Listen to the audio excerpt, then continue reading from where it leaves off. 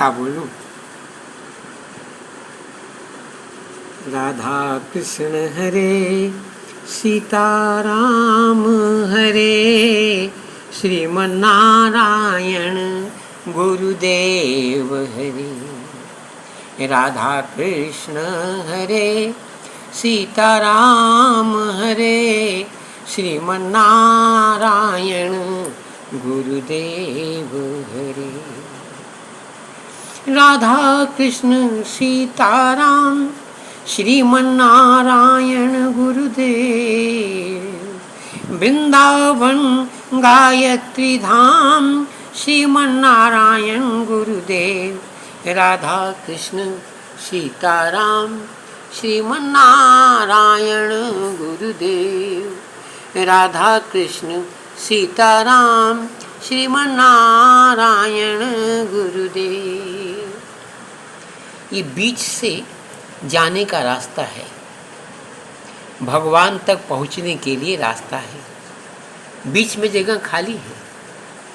एक तरफ गणपति जी और उनकी माँ,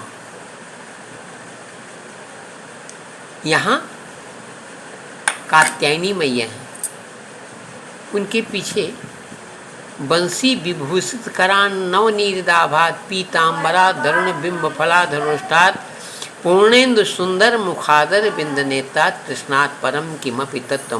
मैया का श्रृंगार है। राधा कृष्ण भगवान वृंदावन जी का ये श्रृंगार है। राधा कृष्ण जी बीच में विराजमान है, यही सीताराम है। ये वृंदावन अभी चित्रकूट में है, चित्रकूट में आश्रम बना हुआ है। दूसरी तरफ गरुड़ जी हैं और उनके नज़दीक में छटे हुए शैशव रूप बाल मुकुंद जी हैं। उनके पीछे उनके भैया बलराम जी हैं। एक बात हम कह सकते हैं ना, परंतु बीच में जो रास्ता है, जिस रास्ता से हम लोगों को जाना है, जो पथ बताया गया कि इस पथ से जो चलेगा वही वह पहुंच पाएगा। यहाँ पहुंचना जहाँ जीवन में कभी सुख का अंत नहीं होता। कहते हैं जीवन में कभी दुख का अंत नहीं होता, परंतु इस मार्ग पर चलने से सुख का अंत नहीं होता। पूर्ण विश्वास के साथ जरा सा भी अपने मन में कलुषित भावना न हो, इसलिए हम लोग जब प्रारंभ करते हैं अपने जीवन का तो माँ गंगा का स्मरण करते हैं। माँ गंगा अति निर्मल हैं। गंगा जी में स्नान करने के बाद जब मन पवित्र हो जाता है, तब संतों से मिलने की बुद्धि होती है।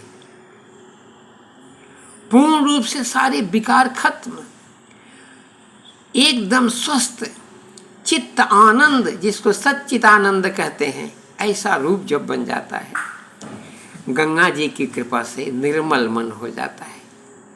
गंगा जी कृपा इसलिए निर्मल है कि उनमें संसार के सारे मल बसे हुए हैं। परंतु न गंगा मैया को घृणा है, सब मलों को स्वीकार करती हैं, न उनके भक्तों को ही घृणा है कि गंगा मैया को आचमन करते हैं, पूजा करते हैं। यहीं से प्रारंभ होता है हम लोगों का, संतों का जीवन। भूल जाते हैं दुख क्या चीज़ है, और संत आगे रास्ता बताते चले जाते हैं।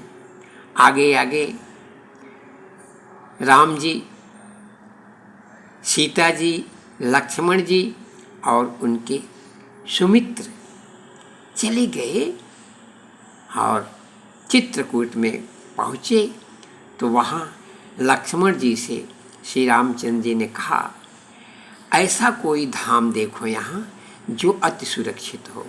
तो भगवान ने यह धाम जो बीच में दिख रहा है, अति सुरक्षित धाम, हम लोगों के मस्तक के और नाक के ऊपर जो बड़ा मस्तक है और नाक जहाँ संबंध करता है वह त्रिकूट है, वही चित्रकूट है। वह अति सुरक्षित है। हर जगह घाव लग जाता है, परंतु इस जगह जल्दी घाव नहीं लगता। इसी जगह रामचंद्र जी को लक्ष्मण जी ने स्थान बताया, और उसके दोनों तरफ नदियां हैं, दोनों आंखें हैं, और धनुष की तरफ सुरक्षा करने वाले, जैसे धनुष होता वैसे दोनों तरफ कानों को भी सुरक्षित रखा गया है। ऐसा चित्रकूट धाम वाल्मीकि जी के बताने से ऐसे रियल में चित्रकूट धाम वहाँ है जहाँ भगवान जी नित्य निवास कर रहे हैं। ऐसे ही हमारी शरीर भी बनी हुई है, और तब आचरण करना पड़ता है कि यह तो मंदिर है, शरीर बन गई, परंतु इस मंदिर में राम को कैसे बैठाया जाए। तो यह बैठाने के उपाय एक दिन पिछले वीडियो में 2 वीडियो से आप लोगों को पूरा वीडियो देखना पड़ेगा। यदि आप अपने जीवन में पूर्ण आनंद चाहते हैं, वह सुख जिसका कभी अंत नहीं होता है, तो 3 वीडियो लगातार देखिए, और पूरा वीडियो देखने पर आपको समझ में आएगा कि अब हम सीताराम जी जो चित्रकूट में आनंद कर रहे हैं, यही आनंद धाम राधा कृष्ण जी होकर के हम लोगों को हर प्रकार का सुख देंगे। कोई सुख हमारी इच्छा रह ही नहीं जाएगी, कारण ये खट गुण ऐश्वर्य है। संसार के जितने जिससे हमको सुख मिलता है, पूर्ण सौंदर्य, इनसे सुंदर संसार को जो सुंदरता है मात्र इनमें ही है। जो संसार में ऐश्वर्य है मात्र इनमें ही है। जो संसार की शक्ति है मात्र इनमें ही है।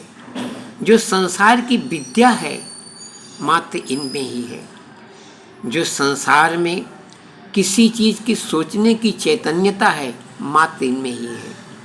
ऐसे जगह पहुंच जाने पर हम लोग पूर्ण चैतन्य हो जाएंगे, और फिर उसी जगह से हम लोग लौटेंगे नहीं, हमेशा इसी भाव में टिके रहेंगे जो तुलसीदास जी ने बताया है। जिनको कुछ नहीं चाहिए, इसके अलावा कुछ चाहने की आवश्यकता कहाँ रह जाती है। जो कुछ हमको चाहिए एक ही जगह प्राप्त हो रहा है, तो अन्य जगह भागने की आवश्यकता तो रह ही नहीं जाती है, और हम लोग भी अन्य जगह जाते ही नहीं। श्रीमद् भागवत महापुराण, गीता, रामायण इसमें पूर्ण है। किसी भी तरह से कोई भी कथा हम चाहे जहाँ से सुन लेंगे, यह वहीं ले जाकर पहुँचाएगा जहाँ सुख का अंत नहीं होता है।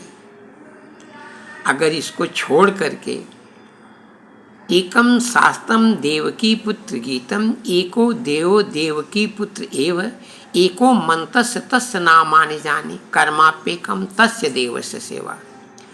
उसी देव की सेवा मतलब उनके आदेश के हिसाब से कैसे हमको सेवा करना है वो बताएंगे। अर्जुन को कैसी सेवा करनी है, धर्मराज को कैसी सेवा करनी है, भीम को कैसी सेवा करनी है, नकुल और सहदेव को कैसी सेवा करनी है। दूसरी तरफ दुर्योधन को कैसी सेवा करनी है, धृतराष्ट्र को कैसी सेवा करनी है, उनके मित्रों को कैसी सेवा करनी है, सब भगवान बताएंगे। जहाँ सुख ही सुख मिलेगा। शरीर में लाखों घाव हो जाए, शरीर में खून न रहे, हड्डी टूट जाए, मांस न रहे, तो भी आनंद रहेगा। क्यों? यह आत्मा का आनंद है। जैसे सूर्य की किरण हर जगह पहुंचती है, हर जगह आनंद देती है, वैसे भगवान जो है, सूर्य का काम क्या है? तेज देता है, उष्णता देता है, गर्मी देता है, परंतु ये शीतलता देते हैं। प्रकाश तो है परंतु शीतल प्रकाश है ये। नाम नामकार बहुधा निज सर्वशक्ति तत्तार्पिता नियमित स्मरणे न काल। एतादृशी तव कृपा भगवन् ममापि दुर्दैव में दिस निज नानुराग। आगे की पूर्ण रूप चौपाई नहीं हो पाई है। कहते हैं कि ये जो प्रकाश मिलेगा चंद्रमा का, ये भगवान रोज हमको दे रहे हैं, दिखा रहे हैं, फिर भी हम लोग ऐसे अपने आप दुर्दैव हो गए हैं। कितना प्रेम करने के बाद, इनकी साधना बताने के बाद भी हम लोग उनसे अनुराग नहीं कर पा रहे हैं। विश्वास नहीं हो रहा है। कैसा हो जाएगा? विश्वास करके देख लो। जीवन में चाहे कितनी बड़ी बीमारी हो, गरीबी हो, चाहे जो कोई दुख हो, पूर्ण रूप से उसका अंत हो जाएगा और सदा के लिए सुख प्राप्त होगा।